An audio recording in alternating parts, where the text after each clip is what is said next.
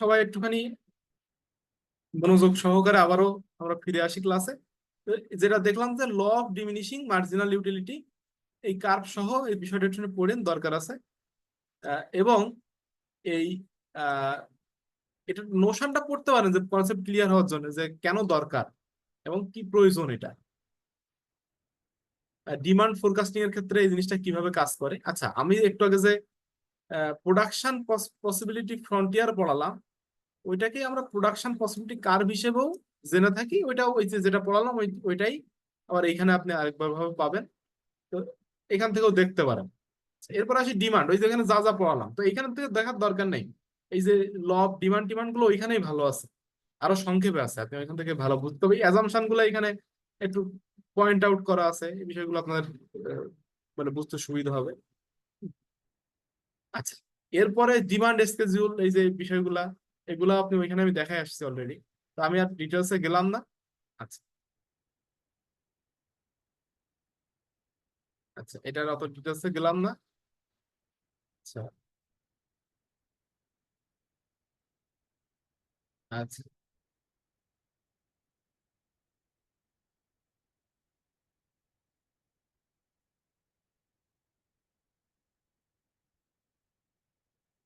দাম একটা জিনিস।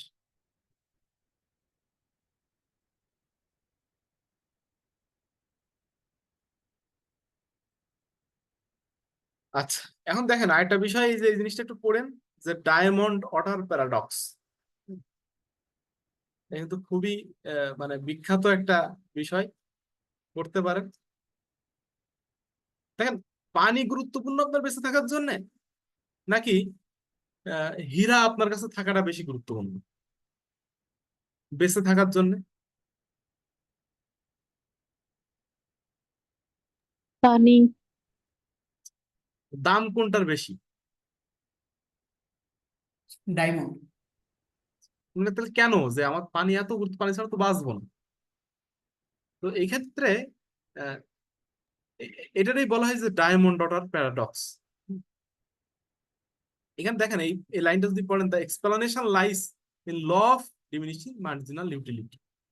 কেননা আপনি যদি দুইটা বিষয় কাজ করে, একটা হচ্ছে যে আপনার উম, এটা কিন্তু মার্জিনাল ইউটিলিটির ব্যতিক্রম, যে আমি বললাম যে মার্জিনাল ইউটিলিটি মানে আহ, আস্তে আস্তে কমে, কিন্তু ধরো আপনার হীরা আপনার দেখা যাচ্ছে যে 40 ক্যারেটের হীরা দিলাম 10টা, বা 100 ভরি সোনা দিলাম আপনার, আপনাদের সাথে সাথে আরো 500 ভরি দেই, আপনার কিন্তু মানে কোনো ডিসস্যাটিসফ্যাকশন তৈরি হবে না। তো সাধারণত খাবার জিনিসের ক্ষেত্রে এই law of diminishing marginal utility খুবই কাজ করে, কিন্তু জমি জমা, টাকা পয়সা ইত্যাদির ক্ষেত্রে এটা অনেক সময় কাজ করে না। অর্থাৎ আপনি যত পান না কেন, আপনার ডিসস্যাটিসফ্যাকশন তৈরি হবে না, বরং আরো স্যাটিসফ্যাকশন বাড়তে থাকে। সেই রবীন্দ্রনাথ বলেছিলেন, হ্যাঁ, যে সেই কি যেন বলে ভুলে যাচ্ছি, এটা খুব বিখ্যাত লাইন আছে যে আহ, এ জগতে হাই সেই বেশি চায় যার আছে ভুরি ভুরি, হ্যাঁ, রাজার হস্ত করে সমস্ত কাঙ্গালের ধন চুরি। মনে হয় শুনেছেন কথাটা। জি স্যার। তো এটাই, যে আপনার law of diminishing marginal utility কিন্তু এই ধরনের প্রোডাক্টের ক্ষেত্রে কার্যকর নয়। যাই হোক, আমি সামনে আগাই। ইকোনমিক্স খুবই মজার বিষয় যদি আপনি পড়েন, আহ, খুবই মজার বিষয়। তো এই যে বিভিন্ন ডিমান্ড কার্ভ, আচ্ছা এরপরে আসি যে ইকুইলিব্রিয়াম এবং ইলাস্টিসিটি। ইলাস্টিসিটিটা খুবই গুরুত্বপূর্ণ, যে হাইলাইট করা আছে। ডিমান্ড ইলাস্টিসিটি সহজে যদি আমি বলি, যে আপনার এই সূত্রটা যদি একটুখানি খেয়াল করেন, যে প্রাইস ইলাস্টিসিটি অফ ডিমান্ড মানে হচ্ছে প্রাইসের পার্সেন্টেজ চেঞ্জ, নট চেঞ্জ। এই কথাটা মাথায় রাখবেন। পার্সেন্টেজ চেঞ্জ অফ প্রাইসকে যদি, প্রাইস দিয়ে যদি আমি চেঞ্জ ইন কোয়ান্টিটি ডিমান্ডেড যদি আমি ভাগ করি, তাহলে পার্সেন্টেজ চেঞ্জ ইন কোয়ান্টিটি, দুটাই কিন্তু পার্সেন্টেজ বের করতে হবে। তাহলে আমি যে রেশিওটা পাবো, এটাকে আমি বলতেছি যে প্রাইস ইলাস্টিসিটি অফ ডিমান্ড। এখন এইখানে এই সূত্রটা অনুযায়ী আমি একটা একটা ম্যাথ এখন, আচ্ছা ম্যাথের আগে এই যে যদি এই যে ই ডি দিয়ে আমি এটারে প্রকাশ করি, এখন যদি এক হয় তাহলে আমরা এটা বলতেছি ইলাস্টিক ডিমান্ড, যদি সরি এটা ইউনিটার ইলাস্টিক ডিমান্ড, যদি একের বেশি হয় তাহলে বলতেছি ইলাস্টিক ডিমান্ড। যদি ইনফাইনাইট হয় তাহলে বলতেছি পারফেক্টলি ইলাস্টিক ডিমান্ড, এবং যদি জিরো হয় তাহলে ভাবতেছি যে ইনইলাস্টিক ডিমান্ড। কোনটার ক্ষেত্রে পারফেক্টলি ইলাস্টিকের ক্ষেত্রে কোনগুলা, হ্যাঁ, কোন প্রোডাক্ট গুলা, যেমন ধরেন আহ, মানে খুবই ইলাস্টিসিটি যেগুলো যেগুলো আসলে খুব দরকার নাই জীবনে, তো এইগুলোর হচ্ছে আমরা বলতেছি পারফেক্টলি ইলাস্টিক ডিমান্ড সেইগুলা। আপনি যদি রিলেটিভলি ইলাস্টিক ডিমান্ডের প্রোডাক্ট গুলো দেখেন, যেমন লাক্সারি কার, না হলেও যায় আসে না, ডায়মন্ড না হলেও যায় আসে না, অর্থাৎ প্রাইস যদি সামান্য কম বেশি হয় আপনি সেটা কেনা বন্ধ করে দিবেন, আবার যদি কমে যায় তাহলে আপনি কিনে নেবেন, বিষয়টা এরকম। অর্থাৎ ডিমান্ডের দামের সাথে ডিমান্ডের একটা ওঠানামা, দাম অল্পের পরিবর্তনে, মানে এক কথায় ইলাস্টিসিটি অফ ডিমান্ড বা ইলাস্টিসিটি অফ সাপ্লাই দিয়ে বোঝানো হয় যে দামের পরিবর্তনের সাথে কোয়ান্টিটি ডিমান্ডেড বা কোয়ান্টিটি সাপ্লাইডের কি পরিবর্তন ঘটে। মনে হয় পরিষ্কার কথা না নাকি? এই কথাটা কি পরিষ্কার? এটা বলেন। জি স্যার। আচ্ছা, তো যাই হোক, একটা ম্যাথ দেখি তাহলে আমরা বুঝবো। তো এইখানে হচ্ছে যে ইম্পর্টেন্স গুলা টুলা এগুলো আপনারা একটু দেখে নিয়ে, আমি যে কোনো একটা ম্যাথ একটুখানি সামনে যেটা পরে দেখাই দেই। ধরেন এই যে ক্যাথরিন, সে কি করলো, প্রতি ডজন কুকিজ মানে বিস্কুট সে 4 টাকায় সেল করে, এবং তার 50টা বিক্রি হয়। এখন সে কি করলো, দামটা বাড়াই দিল, 6 টাকা করে দিল, এবং সেলটা হয়ে গেল তার 40, কমে আসলো, দাম বাড়লে স্বাভাবিক কমবে। তো এখন আপনারা বলতেছে যে what is elasticity of demand. আপনি চেঞ্জ ইন কোয়ান্টিটি বের করবেন। আগে ছিল কত, 40, সরি হলো কত, মানে আগে পরেরটা মাইনাস আগেরটা বাই আগেরটা, এটাই তো সেই আপনার মানে ইয়ের সূত্র, মানে চেঞ্জ নির্ণয় করার পার্সেন্টেজের সূত্র। এটা 100 দিয়ে গুণ করবেন। এখানে ওরা যদিও 100 দিয়ে গুণ করাটা দেখায় নাই, তো এখানে 100 দিয়ে গুণ করবেন। তো আগের পরেরটা মাইনাস পরে হইলো 40, আগে ছিল 50 সেল করতো, আর ভাগ আগেরটা, তো আপনার রেশিও বেরোয় গেল -20%। এটা হচ্ছে আপনার চেঞ্জ ইন কোয়ান্টিটি। আগে 50টা সেল করতে, এখন সে দাম 2 টাকা বাড়ানোর কারণে, 6 টাকা করার কারণে সে 40টা সেল করে। এখন দামের কি পরিবর্তন ঘটলো, সেই একইভাবে পরেরটা মাইনাস আগেরটা বাই আগেরটা, তো দামের সেক্ষেত্রে আমরা দেখলাম যে 50%। এখন ইলাস্টিসিটি আমি কি বলতেছি, ইলাস্টিসিটি ইকুয়াল টু পরম মান, অর্থাৎ মডুলাস অফ ওই যে change in quantity by change in price, সেটা দিয়ে ভাগ করে দিলাম, যেটা আসলো সেটা হচ্ছে আমার ইলাস্টিসিটি। বোঝা গেছে? বুঝলেন জি ব্যাপার? স্যার। জি স্যার, বুঝছি। আচ্ছা, তো এখন ধরেন .4, এটা তাহলে কোন ক্যাটাগরির প্রোডাক্ট, কুকিজ। তাহলে দেখে আসি আমরা উপরে সেই আগের সেই এটা একটুখানি দেখে আসি যে আহ, যেহেতু আমরা বলতেছিলাম যে একের চাইতে যদি কম হয়, একের চাইতে যদি কম হয়, এই যে একের চাইতে যদি কম হয় তাহলে এটা আমরা বলতেছি রিলেটিভলি ইনইলাস্টিক ডিমান্ড। অর্থাৎ এই বিষয়টা রিলেটিভলি ইনইলাস্টিক, এটা পড়বেন, ইলাস্টিসিটিটা খুব একটা গুরুত্বপূর্ণ টপিক মাইক্রো ইকোনমিক্সের। যাই হোক, আমি সামনের দিকে আগাই, ওই ওই ম্যাথেরই আরেকটা পার্ট আছে সম্ভবত, সেখানে দেখি সেটা। এন্ড বলতেছে যে assuming that the elasticity of demand is constant. তাহলে ইলাস্টিসিটি অফ ডিমান্ড কনস্ট্যান্ট আমরা কত পেয়েছি, .4, তাহলে এটা আমরা কনস্ট্যান্ট ধরবো। How many would she sell if the price were 10। তাহলে যদি 10 টাকা সে করতো প্রতি কুকির বক্সের দাম, তাহলে সে কয়টা সেল করতে পারবো, আমরা বলে দিচ্ছে যে যেটা পেয়েছি এটারে আমরা কনস্ট্যান্ট ধরতে বলছি। এখন দেখেন এই যে ইলাস্টিসিটি ইকুয়াল টু এই change in quantity demanded, percentage change in quantity demanded by percentage change in price. তো এটা দেখেন আমরা এই ইলাস্টিসিটি আমরা বলে দিচ্ছে যে আগেরটাই, আর দামের পরিবর্তনটা আমরা বের করতে পারবো, এই যে 10 দিয়ে দিছে, তাহলে দামের পরিবর্তনটা চেঞ্জ ইন প্রাইস আমরা বের করতে পারবো। তাহলে এই জিনিসটা থাকবে, এই জিনিসটা আমরা পাবো না। তাহলে এই ইকুয়েশনের এই 3টা টার্ম, তার থেকে একটা একটা জানি না, আর বাকি 2টা আমরা কিন্তু জানি। তাহলে কি অঙ্ক করতে পারবো, মানে বের করতে পারবো? বুঝতেছেন আমার কথা? জি স্যার। বের করতে জি পারবেন স্যার, সবাই? পারবো। জি স্যার। তামিম, জি স্যার, জি জাহিদ, স্যার পারবো। তো কতটা এবার ওইখানে আপনি ওই যে ফর্মুলায় আবার ফেলে দিবেন, দিলে আপনি কত পিস উৎপন্ন করতে পারবেন। তো এই ম্যাথটা একটু দেখতে পারেন, এই যে 5 নাম্বারটা, বা আরো আরো অনেকগুলো ম্যাথ আছে এখানে, ম্যাথগুলো একটু দেখেন। প্রত্যেকে 10 নাম্বার ম্যাথটা, এটা খুব গুরুত্বপূর্ণ ম্যাথ, এটাও দেখেন।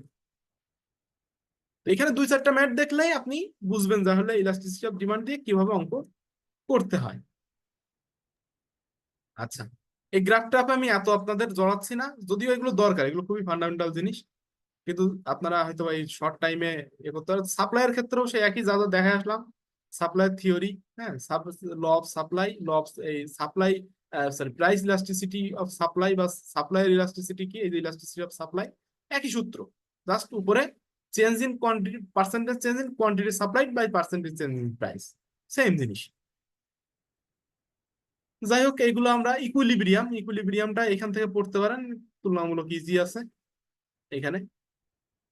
আচ্ছা, এরপরে আসি আমি যেটা, সেটা হচ্ছে যে theory of cost, cost theory দেখাবো, সমস্যা নাই। আচ্ছা, এই শীট মোটামুটি এইগুলাই পড়লেই আনা। এর পরেরটা যাচ্ছি আমি।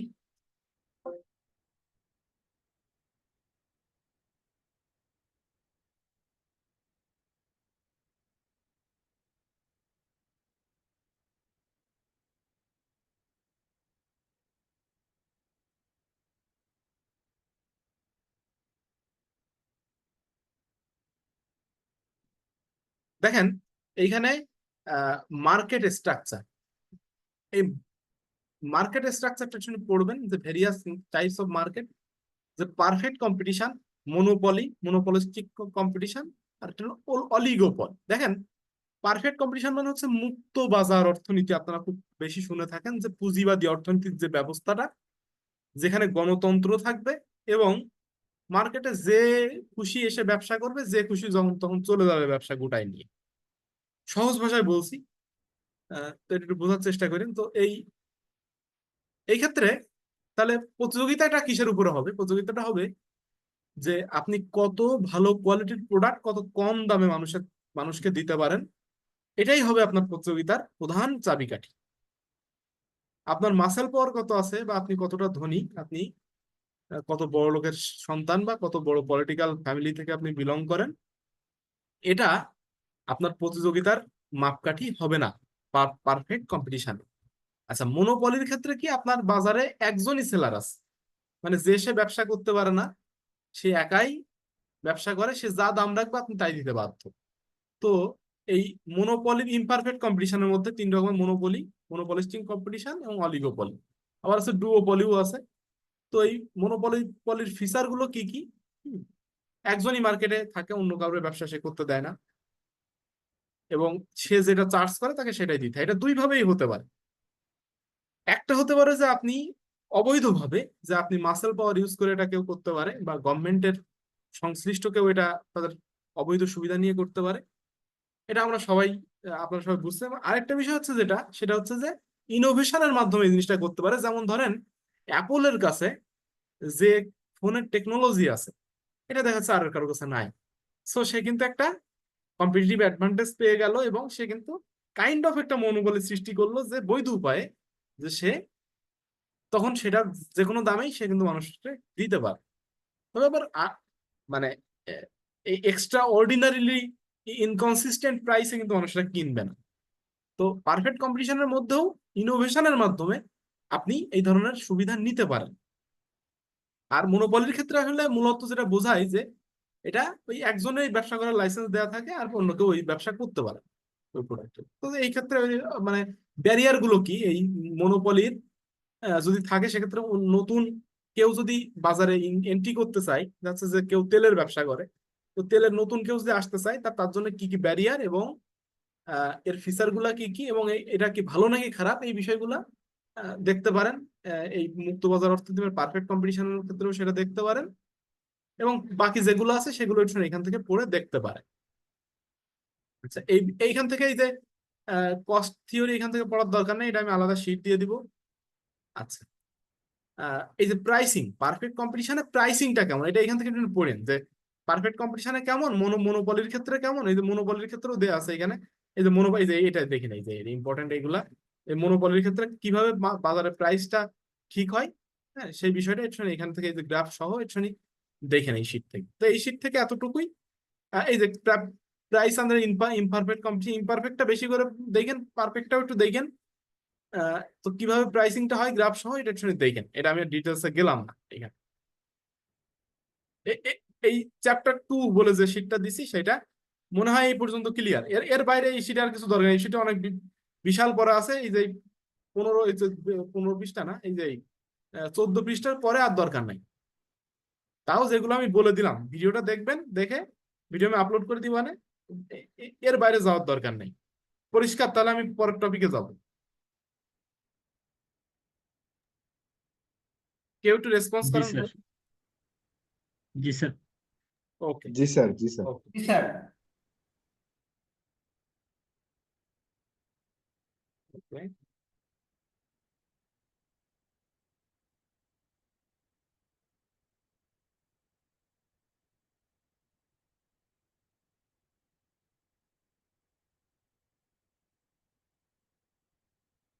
আচ্ছা, এরপরে দেখবেন যে চ্যাপ্টার 3 নামে আরেকটা শীট আছে। এইখানে এই যে ন্যাশনাল ইনকাম, জিডিপি কি, জিএনপি কি, এনএনপি কি, এই বিষয়গুলো নিয়ে খুব ডিটেলস ধারণা দেয়া রয়েছে। তো এখানে আহ, বিভিন্ন মেথড টেথড দেওয়া আছে, এখান থেকে একটু দেখেন। আর এই ছাড়াও আমি আমি সামনে আরো দেখাচ্ছি, সামনে আরো দেখাবো ট্যাক্স পলিসি, ট্যাক্স গুলো আছে। এটা জাস্ট কনসেপ্ট ক্লিয়ার হওয়ার জন্য এটা জাস্ট দিয়ে রাখছি। তাও এখানে যে 8 পৃষ্ঠা, পৃষ্ঠা 8-এর পরে আর দেখার দরকার নেই, সহজ কথা আছে 8টা। সো এটা একটু জাস্ট দেখতে পারেন আপনার কনসেপ্ট ক্লিয়ার হওয়ার জন্য। নেক্সট নেক্সট জায়গায় চলে যাই। নেক্সট জায়গায় যেটা দেখাবো সেটা হচ্ছে যে দাঁড়ান, ওইটা একটু ফেরত যাইতে হবে। আচ্ছা, ওই অন্য গুলো একটু দেখাইনি। এবার আমি একটু ম্যাক্রো ইকোনমিক্স এর দিকে যাই। ম্যাক্রো ইকোনমিক্স এর দিকে যদি যাই সেক্ষেত্রে, আচ্ছা তার আগে ওই যে ইয়েটা একটু দেখাইতে হবে, দাঁড়ান।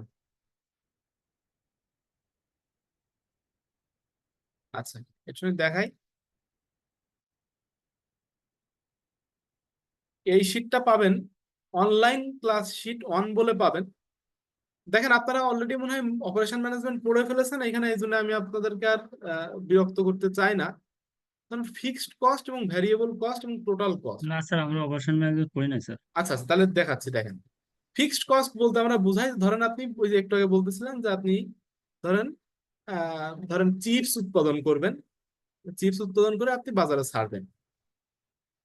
তো এই চিপস উৎপাদন করতে আপনার প্রথম কিছু মেশিন পত্র কেনা লাগবে। এই মেশিন পত্রের কস্ট কিন্তু আপনি ফিক্সড, এটা কিন্তু চেঞ্জ হচ্ছে না। অর্থাৎ ইউনিট, অর্থাৎ আপনি যখন দেখা যাচ্ছে যে 100 প্যাকেট চিপস বাজারে ছাড়লেও আপনার যে কস্ট, যদি 200 প্যাকেটও ছাড়েন ওই একই, ওই ওই জিনিসগুলা ওই একই কস্ট, ওটা তো আর বাড়তেছে না। কিন্তু দেখেন আপনার আলুর খরচ, আপনার তেলের খরচ, আপনার মশলাপাতির খরচ, আপনার লেবারের খরচ, যত প্রোডাকশন ভলিউম বাড়তেছে লেভেল অফ আউটপুটের সাথে কিন্তু সেগুলো বাড়বে। সো যেটা হচ্ছে যে ইউনিট অফ আউটপুটের সাথে যে কস্টটা, অর্থাৎ ম্যাটেরিয়াল, লেবার, এইগুলা কিন্তু বাড়ে। তো সেইগুলোর আমি বলতেছি বাড়ে বা কমে, সেটার আমি বলতেছি ভেরিয়েবল কস্ট। আর ফিক্সড কস্ট হচ্ছে যেটা হচ্ছে একবার হচ্ছে। তো এখানে এই যে জাস্ট সুন্দরভাবে সংজ্ঞা দেওয়া আছে, আমি মানে একদম হাইলাইট করে করে দিয়ে রাখছি কোনটা কোন ক্যাটাগরিতে পড়ে। যেমন ফ্যাক্টরির যে একটা জায়গা কিনবেন একটা ফ্যাক্টরি করার জন্য, কিন্তু আপনি একবারে কিনতেছেন, এটা কিন্তু ওখান থেকে যদি 100 পিস প্রোডাক্ট উৎপাদন করেন সেটারও যা মানে সেম থাকতেছে, 1000 পিস উৎপাদন করলেও সেম থাকতেছে। বাট আপনি যদি ওইটার জন্য যে র ম্যাটেরিয়াল ইউজ করেন, সেই র ম্যাটেরিয়াল কিন্তু দামটা মানে খরচটা আপনার যত বেশি প্রোডাকশন দিচ্ছেন তত বেশি হচ্ছে, যদি কম যত কম দিচ্ছেন তত কম হচ্ছে। আর টোটাল কস্ট মানে ফিক্সড কস্ট আর ভ্যারিয়েবল কস্টের যোগফল। এখানে একটা গ্রাফ দেয়া আছে যে দেখেন ফিক্সড কস্ট কিন্তু একদম কনস্ট্যান্ট, হ্যাঁ সে কিন্তু জিরো হতে পারে না। কিন্তু ভ্যারিয়েবল কস্ট যখন আপনার প্রোডাকশন জিরো, আউটপুট যখন জিরো, তখন কিন্তু ভ্যারিয়েবল কস্ট নাই, তখন কোনো ম্যাটেরিয়াল খরচ হচ্ছে না, লেবার লাগতেছে না। বাট যত আপনি প্রোডাকশন বেশি দিচ্ছেন তত এই ভেরিয়েবল কস্টটা বাড়তেছে। আর টোটাল কস্ট হচ্ছে শুরু হবে ফিক্সড কস্টের ওই লাইন থেকেই। কারণ হচ্ছে ফিক্সড কস্ট তো হয়েই আছে। সো আমি যদি একটা প্রোডাকশন দিই তো একটার জন্য আমার ভেরিয়েবল কস্ট যোগ হয়ে টোটাল কস্ট, এটা টোটাল কস্ট লাইন। তা আশা করি এই গ্রাফটা বুঝতে পেরেছেন, একটুখানি রেসপন্স দিয়ে। জি জি স্যার। স্যার। আচ্ছা, এরপরে আসি এটার পার্থক্য, যেটা বললাম এই জিনিসগুলাই পার্থক্য একটু দেখবেন। আচ্ছা, এরপরে আসি হচ্ছে যে ইকোনমিক্স অফ স্কেল, অর্থাৎ আহ, আপনি যদি বাল্ক একদম সহজে মানে আসান ভাষায় যদি বলি যে আপনি যদি একসাথে অনেকগুলো জিনিস কেনেন তাহলে আপনি কম দামে পেয়ে যান। অর্থাৎ আপনি যদি 100 কেজি আপেল কেনেন তাহলে প্রতি কেজির দাম যা হবে, আপনি যদি 1 কেজি আপেল কেনেন প্রতি কেজির দাম কিন্তু সমান হবে না। অর্থাৎ বেশি কিনলে আপনার আহ, কম দাম পড়বে প্রতি কেজি প্রতি বা প্রতি ইউনিট প্রতি। এটাকে আমরা বলতেছি ইকোনমিক্স অফ স্কেল। এইটা ইকোনমিক্স মানে এই টাইপ গুলা কি কি, ইন্টারনাল এবং এক্সটার্নাল আছে। ইন্টারনাল মানে হচ্ছে উইথিন ফার্ম, আর একটা হচ্ছে এক্সটার্নাল মানে হচ্ছে ওই ইন্ডাস্ট্রি কয়েকজন, মানে সবাই ওই ইন্ডাস্ট্রির সবাই যে সুবিধাটা আহ, ভোগ করতে পারে ইকোনমিক্স অফ স্কেলে। তো এইটার ইম্প্যাক্ট প্রোডাকশন কস্টের উপরে কিভাবে পড়ে এই বিষয়টা একটুখানি ভালো করে পড়বেন। কারণ এটা যত কম দামে আপনি কিনতে পারবেন, তত কম দামে বেচতে পারবেন, তত আপনার কম্পিটিটিভ অ্যাডভান্টেজ থাকবে। এটা তত আপনার এই বিষয়গুলো ব্যাখ্যা করা আছে। আচ্ছা, আমি একটা জিনিস একটু বলে নিই, এই বিষয়গুলো সবই আমার ওই যে প্লে লিস্টটা আপনাদেরকে দিয়েছি, ওইখানে 7টা ভিডিও আছে, সুন্দর করে ব্যাখ্যা করা আছে, আপনারা একটু দেখে নিতে পারেন। আচ্ছা, এরপরে আসি জিডিপি, গ্রস ডোমেস্টিক প্রোডাক্ট। একটা দেশের ইকোনমিক টেরিটরির মধ্যে অর্থাৎ বর্ডারের মধ্যে যত টাকার সেবা বা পণ্য উৎপাদিত হয় এক বছরের মধ্যে, তার সামগ্রিক যোগফল হচ্ছে জিডিপি। একটা দেশের টেরিটরির মধ্যে এক বছর সময়ের মধ্যে যে পরিমাণ দ্রব্য বা সেবা উৎপন্ন হয় তার আর্থিক মূল্য। তো একটা আছে নমিনাল জিডিপি, একটা আছে রিয়েল জিডিপি। রিয়েল জিডিপিটা হচ্ছে ইনফ্লেশনটারে অ্যাডজাস্ট করে, অর্থাৎ ইনফ্লেশনটা বাদ দিয়ে দেয়। আর নমিনাল জিডিপিটা হচ্ছে ইনফ্লেশনটারে বাদ দেয় না। দুইটার মানে ইউজ দুই রকম। দেখেন এটা সংক্ষেপে বলে দেই, ধরেন আপনার গত বছর 100টা গাড়ি উৎপাদন হয়েছে বা 100 পিস আলু উৎপাদন হয়েছে ধরেন, বা আপেল উৎপাদন হয়েছে, প্রত্যেক পিসের দাম ধরেন 10 টাকা, তাহলে আপনার জিডিপি ছিল 1000 টাকা। পরের বছর আপনার 100টা উৎপাদন হয়েছে, কিন্তু ইনফ্লেশন অর্থাৎ ইনফ্লেশন হয়ে গেছে, দাম বেড়ে গেছে, দাম হয়ে গেছে 20 টাকা, তাহলে আপনার হয়ে গেল 2000 টাকা। আলটিমেটলি কি, হ্যাঁ জিডিপি সাইজ বাড়ছে, নমিনাল, এটার এই যে বাড়লো এটা বলতেছে নমিনাল, বাট বেজ ইয়ারের হিসাবে এটা কিন্তু সেই আগের সমানই আছে। তখন কিন্তু এই দামটা আপনি 10 ধরবেন, কেন বেজ ইয়ারের দাম অর্থাৎ ভিত্তি বছরের দাম যত ছিল। তো ইনফ্লেশন যদি বেশি হয় সেক্ষেত্রে কিন্তু জিডিপির আকার অযথাই বড় দেখা যায়। এটা থেকে বাঁচতে আমরা রিয়েল জিডিপি ইউজ করি। তো এটা দুইটার পার্থক্য কি সেটা আপনার একটু পড়লে বা আরো যদি অধিকতর ব্যাখ্যা চান ওই ভিডিওগুলো একটু দেখলে বুঝতে পারবেন। সংক্ষেপে যেটা বোঝাতে চাইলাম সেটা কি বুঝছেন?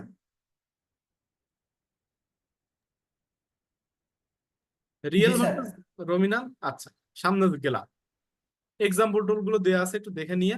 আচ্ছা, ফ্যাক্টরস, কোন কোন ফ্যাক্টর জিডিপি ইনক্রিজ বা ডিক্রিজ হওয়ার জন্য খুবই ইম্পর্টেন্ট, এটা খুবই ইম্পর্টেন্ট, এটা দেখে নিয়ে। কেন এরপরে আপনারা যখন পলিসি লেভেলে যাবেন তো কোনগুলো আপনারা দেখবেন যাতে জিডিপিটা বাড়ে সেইগুলো আর কি। যেমন মানুষ যদি দাম মানে বেশি খরচ করে তাহলে ডিমান্ড বাড়বে, ডিমান্ড বাড়লে ফ্যাক্টরি গড়ে উঠবে, আরো কর্মসংস্থান হবে। একইভাবে জিডিপি বাড়তে থাকবে। ইনভেস্টমেন্ট বাড়লে গভর্নমেন্ট যদি বড় বড় প্রজেক্ট নেয় তার ক্ষেত্রে এই এই বিষয়গুলা, এই বিষয় খুব কমন বিষয়, এই জিনিসগুলো শুনে পড়লে আশা করি আপনাদের ক্লিয়ার হবে। এবং যদি মানে দেখা যাচ্ছে একটা ঝড়, বন্যা, জলোচ্ছ্বাস চলে আসলো, তখন জিডিপি স্বাভাবিক সে এলাকার ক্ষতিগ্রস্ত হবে।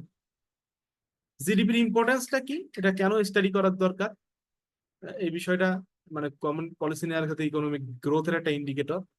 আচ্ছা, কিন্তু বুঝতে হবে আপনাকে যে জিডিপি কিন্তু অন অ্যান্ড অনলি ইন্ডিকেটর নয়। কারণ আমি একটু আগে দেখিয়েছি যদি আমার প্রোডাকশন নাও বাড়ে, যদি শুধু দাম বেড়ে যায় তাহলে কিন্তু জিডিপি সাইজ অযথাই বেড়ে যায়। আবার আরেকটা কথা যদি আমি বলি যে বৈষম্য যদি সমাজে থেকে যায়, যে জিডিপির আকার অনেক বেশি, যে পার ক্যাপিটা জিডিপি সিম্পল বছরে 50 লক্ষ টাকা বা 1 কোটি টাকা, কিন্তু দেখা গেল যে দেশের 1% লোকের হাতে 1% লোকের বছরে 100 কোটি টাকার উপরে ইনকাম বা 1000 কোটি টাকার উপরে ইনকাম। আর আপনার আমার মতো সাধারণ মানুষের বছরে 50,000 টাকা থেকে 1 লাখ টাকার বেশি ইনকাম হচ্ছে না। তো এই ইকোনমিটাকে আপনি কিন্তু কখনোই হেলথি ইকোনমি বলতে পারেন না, নাকি আমার কথা একমত কিনা? জি স্যার। মানে একটু রেসপন্স করেন সবাই, তাহলে একটু বুঝতে সুবিধা হয় আমারও। স্যার তো জি স্যার। হ্যাঁ, তো এই ইনইকুয়ালিটি আছে কি না আছে এটা তো আপনাকে শুধু জিডিপি দেখলে তো হবে না, তার সাথে সেজন্য গিনি ইন্ডেক্সটা দেখতে হবে। গিনি ইন্ডেক্সটা কি ইন্ডিকেট করে যে আহ, আপনার এখানে ইনকাম ইনইকুয়ালিটি দেখেন, it measures is a statistical measure of income inequality within a country. যদি ইনকাম ইনইকুয়ালিটি আছে কি নাই এই বিষয়টা এটা ইন্ডিকেট করে। জিরো মানে হচ্ছে এর মানে কোনো ইনকাম, সবাই সমান, সবাই একই, মানে সবাই 1 টাকা ইনকাম করলে সবাই 1 টাকা ইনকাম করে সেই দেশে। আর এক মানে হচ্ছে একজনের হাতেই সব টাকা পয়সা, আর আর সবাই কাজ কিছুই নাই। বুঝছেন? তো যাই হোক, আমি জেনারেলাইজ আসি, যত লো হবে ততই ভালো, তত ইনইকুয়ালিটি কম। এই যে বৈষম্য, আমরা যে বৈষম্য বিরোধী ছাত্র আন্দোলন দেখলাম, তো এই যে গিনি ইন্ডেক্সের কারণে বাংলাদেশের কিন্তু, ধরেন বাংলাদেশ বলে না, অনেক দেশ আছে অনেক জিডিপি বেশি কিন্তু গিনি ইন্ডেক্স বেশি, তার মানে সম্পদ কিছু মানুষের হাতে কুক্ষিগত, অর্থাৎ বৈষম্য রয়েছে সমাজ। তো এই বৈষম্য থাকলে কিন্তু সেখানে শান্তি অলীক কল্পনাই মাত্র। যাই হোক, তো যদি আপনি হাই গিনি ইন্ডেক্স মানে হচ্ছে যে ইনইকুয়ালিটি বেশি। তো গিনি ইন্ডেক্সটা কেন একটা ইকোনমি বোঝার জন্য গুরুত্বপূর্ণ, যে সোশ্যাল স্টেবিলিটি কেমন, ইকোনমিক গ্রোথ কেমন, হ্যাঁ, ওয়েলথ ডিস্ট্রিবিউশন কেমন, এই বিষয়গুলো কিন্তু আপনি এটা দিয়ে বুঝতে পারবেন। এগুলো আমি প্র্যাকটিক্যালও দেখাচ্ছি একটু পরে।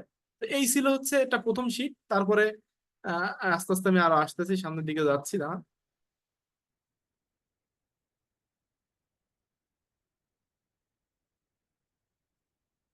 আচ্ছা, হ্যাঁ, এরপরে ছিল হচ্ছে আরেকটা যেটা করাইছিল, এগুলো সব ডিটেল ভিডিও আপনারা পেয়ে যাবেন চ্যানেলে, যেটা আমি ওই যে যে ইয়ে দিয়েছি ওটাও দেখতে পারেন। পলিসি ইন্টারেস্ট রেট, এটা বিষয়টার দরকার। বাংলাদেশ ব্যাংক ধরেন অন্য ব্যাংকদেরকে যে রেটে ঋণ দেয়, হ্যাঁ, এটাকে আমরা বলছি পলিসি ইন্টারেস্ট রেট। এই পলিসি ইন্টারেস্টটা কিন্তু গুরুত্বপূর্ণ। এবং পলিসি ইন্টারেস্ট ধরেন এই যে ইনফ্লেশন যদি বেশি হয়ে যায়, তখন বাংলাদেশ ব্যাংক এই ঋণের সুদ হারটা বাড়ায় দেয়, দিলে মানুষ কম ঋণ নেয়। তো তখন মানুষের হাতে যখন টাকা কম থাকে, তখন আস্তে আস্তে ডিমান্ডও কমে আসে মানুষের, বা স্পেন্ডিং কমে যায়। তখন আস্তে আস্তে ইনফ্লেশন অর্থাৎ মুদ্রাস্ফীতি স্ফীতিটা নিয়ন্ত্রণে চলে আসে। আবার দেশে যদি ইকোনমিক খুব স্লো ডাউন অর্থাৎ ডিফ্লেশন হয়ে যায়, ইকোনমিক যদি খুব স্লো ডাউন ঘটে যায়, তখন আবার ইন্টারেস্ট রেটটা একটু শিথিল করে, কম করে দেয়, যাতে মানুষ ঋণ নিয়ে বেশি ইনভেস্টমেন্ট করতে পারে, বেশি কর্মসংস্থান ক্রিয়েট হয়, এবং আলটিমেটলি ইকোনমিক গ্রোথ নিশ্চিত হয়। ঠিক একইভাবে যে র্যাপো আর রিভার্স র্যাপো, র্যাপো বলতে শর্ট টার্ম বেসিসে কেন্দ্রীয় ব্যাংক অর্থাৎ বাংলাদেশ ব্যাংক বাংলাদেশের ক্ষেত্রে অন্যান্য ব্যাংকদেরকে, অর্থাৎ তফসিলি ব্যাংক বা কমার্শিয়াল ব্যাংকে যে সুদে অল্প মেয়াদের জন্য ঋণ দেয়, এটা হচ্ছে র্যাপো। আর এর হাই হইলে কি হয়, লো হইলে কি, সব ডিটেলস আছে, একটু দেখে নিয়ে ভিডিও লাগলে ওই প্লে লিস্ট দেখলেই পাবে। রিভার্স র্যাপো হচ্ছে উল্টা, যে যে রেটে সেন্ট্রাল ব্যাংক উল্টা ওই ব্যাংকদের কাছ থেকে টাকাটা নিয়ে নেয়। আচ্ছা, এরপরে আসি যে এই যে বা হিউম্যান ডেভেলপমেন্ট ইন্ডেক্স, ধরেন প্রথমে আসলাম যে জিডিপি, তারপরে দেখলাম গিনি ইন্ডেক্স, ইনইকুয়ালিটি আছে কিনা, মানে ইনইকুয়ালিটিও নাই, কিন্তু মানুষের দেখা যাচ্ছে চিকিৎসা সেবা নাই, মানুষ ভালো খাইতে পারে না, মানুষের লাইফ এক্সপেক্টেন্সি কম, তাহলে তো সেই দেশের ইকোনমিটা আমি ভালো বলতে পারি না। তো এইটা বোঝার জন্য আমরা এ করি যে হিউম্যান ডেভেলপমেন্ট ইন্ডেক্স, এটা মেজার করে লাইফ এক্সপেক্টেন্সি, কেমন এডুকেশন তারা পায়, কেমন লাইফ স্ট্যান্ডার্ড, এবং হেলথ কেয়ার কেমন, হেলথ কেয়ার কেমন অর্থাৎ হাসপাতালের ব্যবস্থা কেমন, চিকিৎসা ব্যবস্থা, শিক্ষা ব্যবস্থা, এবং লাইফ এক্সপেক্টেন্সি, এইগুলা দিয়ে একটা ইন্ডেক্স তৈরি করা হয়েছে, যেটা দেখলে এটা যত বেশি হবে তত সেই দেশের মানুষ সুখী, অর্থাৎ অনেকটা সুখী কতটা সেটা নির্দেশ করে। এবং এটা ওয়েল বিং, মানুষের ওয়েল বিং এটা মেজার করে। আচ্ছা, ইনফ্লেশন ডিফ্লেশন এই জিনিসগুলো আমি অলরেডি দেখাইছি, এগুলো একটু দেখে নিয়ে। আচ্ছা, এরপরে আমি যদি আপনাদেরকে একটুখানি প্র্যাকটিক্যাল যদি একটুখানি সামান্য দেখাইতে চাই, আহ, সেটাও আমি আপনাদের দেখানো পসিবল। কোনটা শেয়ার করলাম, যাই হোক ভুলটা শেয়ার করে ফেলছি মনে হয়।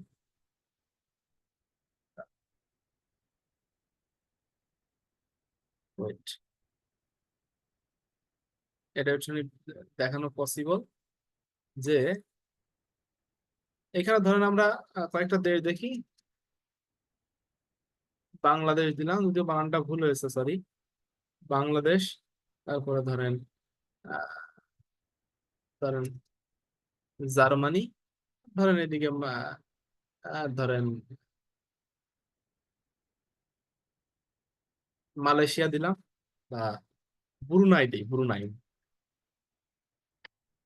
ব্রুনাই দিই, তাহলে তো বুঝতে সুবিধা হবে। দেখেন এইখানে এই যে বাংলাদেশের ক্ষেত্রে দেখেন, এই যে উইকিপিডিয়ায় গেলাম, উইকিপিডিয়া গেলে দেখবেন যে দেখেন এই যে জিডিপি রয়েছে, এই যে জিডিপি, পিপিপি মানে হচ্ছে পার্চেসিং পাওয়ার প্যারিটি, অর্থাৎ সমস্ত দেশের মানুষের জন্য ক্রয় ক্ষমতার সমতা একটা হিসাব করে, মানে যাতে কম্পেয়ার করা যায় সেই লেভেলে নিয়ে আসা। যাই হোক, এখানে দেখতেছি আমরা $9,000 বার্ষিক মানুষের পার ক্যাপিটা, প্রায় 10 লাখ টাকার মতো। আচ্ছা, সরি, এটা হচ্ছে যে পিপিপি তার নমিনালে, এই যে নমিনালে দেখতেছেন যে আপনারা প্রায় 3 লাখ টাকার মতো। কিন্তু দেখেন গিনি ইন্ডেক্স প্রায় 50। Can you imagine? সো এই এই সমাজে কিন্তু বৈষম্য রয়েছে, অর্থাৎ হাই ইনইকুয়ালিটি। এটা যদি আপনার বিলো 30% থাকে, তাহলে এটা বুঝতে হবে যে সেখানে মোটামুটি একটা ইকুয়ালিটি আছে। আর এইচডিআই দেখেন যে মিডিয়াম, অর্থাৎ মানুষ মধ্যম সুখী, মধ্যম চিকিৎসা, মধ্যম শিক্ষা পেয়ে থাকে। আপনি যদি জার্মানির ক্ষেত্রে এটা দেখেন, তাহলে দেখবেন যে দেখেন জার্মানির জিডিপি অনেক বেশি, স্বাভাবিক অনেক বেশি, সেটা না দেয়। গিনি ইন্ডেক্স দেখেন 0.2, মানে 28%। সো এটা কিন্তু আপনার তাদের মানুষ ইনইকুয়ালিটি কম, আর অর্থাৎ লো ইনইকুয়ালিটি। আর এইচডিআই অর্থাৎ সে দেশের মানুষ শিক্ষা, চিকিৎসা, লাইফ এক্সপেক্টেন্সি ভালো পাচ্ছে। আবার ব্রুনাইতে যদি যাই, দেখেন এদের জিডিপিটা অনেক বেশি, জিডিপি পার ক্যাপিটা প্রায় 35 লাখ 40 লাখের মতো। কিন্তু এখানে ওরা গিনি ইন্ডেক্স দেয়নি, আমি জানি যে এদের গিনি ইন্ডেক্স বেশ ভালোই বেশি, আশা করি আমার জানা মতে। কিন্তু এইচডিআই এদের মানে হাই। তো গ্রিন ইন্ডেক্স যদি বেশি থাকে, সেক্ষেত্রে কি হবে, আপনার ইনইকুয়ালিটিটা থেকে যাবে। যাই হোক, আমি শীটগুলো একটুখানি পরিচয় করাই দিই যাতে আপনাদের পড়তে সুবিধা হয়। আচ্ছা, বাংলাদেশের ইকোনমির ক্ষেত্রে আমি এটা শীট একটুখানি দেখাই, যে বাংলাদেশ ইকোনমি, এটা সবাই দেখতে পাচ্ছেন আমার শীট? একটু রেসপন্স প্লিজ। না স্যার। জি স্যার। এখন জি স্যার, দেখতে এখন পাচ্ছেন? দেখা যাচ্ছে। হ্যাঁ দেখেন, জি স্যার, এখন দেখা এখানে যাচ্ছে। এখানে যে গিগ ইকোনমি, নিগ ওয়ার্ক প্যারাডিম, এগুলো দরকার নেই, নট ইম্পর্টেন্ট গুলো দরকার নাই। এখানে দেখেন এই যে ব্লু ইকোনমি, অর্থাৎ সমুদ্র সম্পদকে ব্যবহার করে আমরা কিভাবে ইকোনমিটারে সামনের দিকে আগিয়ে নিতে পারি। যেমন আমরা মেরিন ট্রান্সপোর্ট ইউজ করতে পারি, ফিশারিজ মানে মাছ ধরতে পারি, ট্যুরিজম করতে পারি, আবার বিভিন্ন এনার্জি বা এই যে সমুদ্র তলার সম্পদ আমরা অনুসন্ধান করতে পারি। এবং বাংলাদেশ কিভাবে ব্লু ইকোনমিটা ইউটিলাইজ করবে, তার পয়েন্টগুলো, এই জিনিসগুলো আপনার খুবই ইম্পর্টেন্ট, কিভাবে আমরা এটা সমুদ্র সম্পদ ব্যবহার করে আমাদের ইকোনমিটারে সামনের দিকে নিতে পারি। ফরেন ডিরেক্ট ইনভেস্টমেন্ট, অর্থাৎ বিদেশি কোম্পানি কর্তৃক আমাদের দেশের ভিতরে সরাসরি ফ্যাক্টরি করে বা নতুন ফ্যাক্টরি কিনে তারা যে ব্যবসা আমাদের দেশে যদি পরিচালনা করে, এটা বলা হয় মানে ফরেন ডিরেক্ট ইনভেস্টমেন্ট। এবং এই ফরেন ডিরেক্ট ইনভেস্টমেন্ট যদি আকৃষ্ট করতে হয়, তাহলে বাংলাদেশে কি কি করতে হবে initiative to increase foreign direct investment. কারণ ফরেন ডিরেক্ট ইনভেস্টমেন্ট হইলে আপনার যে ইকোনমিক জোন গুলো গড়ে উঠেছে কিন্তু এই কারণেই, মানুষ, গভর্নমেন্ট এখানে ট্যাক্স রিবেট দেয় যাতে তারা সেখানে ব্যবসা করে, এবং আমাদের এখানে হিউজ একটা কর্মসংস্থান গড়ে ওঠে। তো এই জিনিসগুলো একটু পড়বেন। আচ্ছা, এরপরে আমি সামনে যাই, আরো সামনে যদি যাই, যেহেতু টাইম কম, আমি যত সংক্ষেপে পারি শেষ করার চেষ্টা করতেছি। আচ্ছা,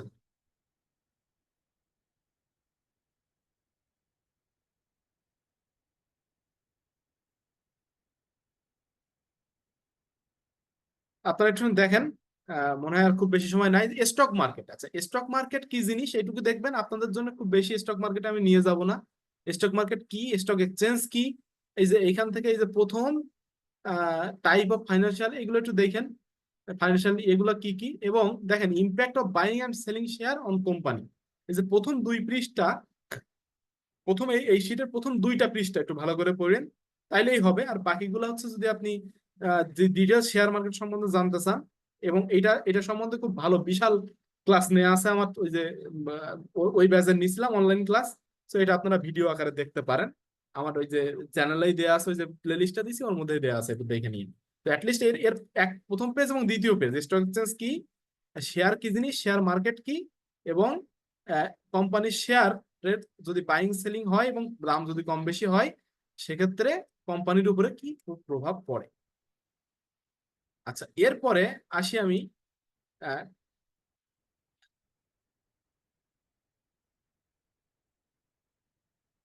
আচ্ছা, আমাদের বিষয় হচ্ছে আইএমএফ, ইন্টারন্যাশনাল মনিটারি ফান্ড, যেটা হচ্ছে বিটনস কনফারেন্সের মাধ্যমে প্রতিষ্ঠিত হয় এবং এরা দুর্বল দেশগুলো, অর্থনৈতিক দেশগুলোকে ফাইন্যান্সিয়াল এবং পলিসিগত সাপোর্ট দিয়ে থাকে। এবং এখানে উইকিপিডিয়া লিংক আছে এবং ডিটেলস ক্লাসও আমার নেওয়া আছে মোটামুটি।